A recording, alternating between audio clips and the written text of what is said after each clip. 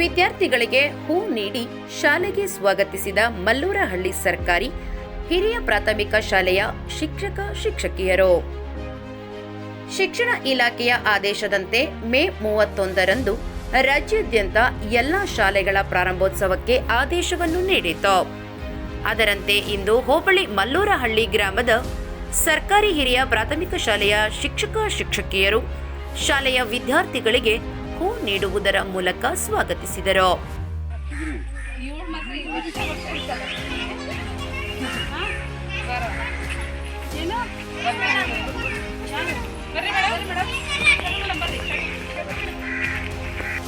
ಇನ್ನು ವಿಶೇಷ ದಾಖಲಾತಿ ಆಂದೋಲನ ಅಂಗವಾಗಿ ಶಾಲೆಯಲ್ಲಿ ವಿದ್ಯಾರ್ಥಿಗಳಿಗೆ ಸಮವಸ್ತ್ರ ವಿತರಣೆ ಮಾಡಿ ಸಿಹಿಯೂಟವನ್ನು ವಿದ್ಯಾರ್ಥಿಗಳಿಗೆ ನೀಡಲಾಯಿತು.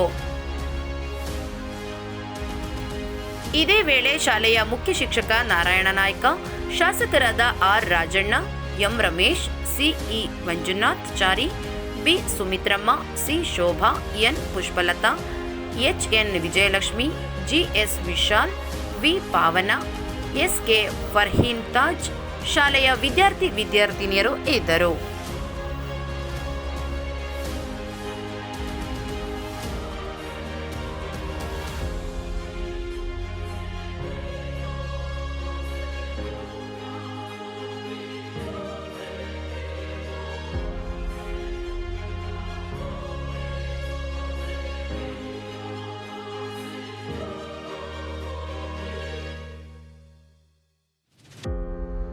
ಸುದ್ದಿಗಳಿಗಾಗಿ ಸಿಟಿ ಚಾನೆಲ್ ಚಳ್ಳಕೆರೆ ಸಬ್ಸ್ಕ್ರೈಬ್ ಮಾಡಿ.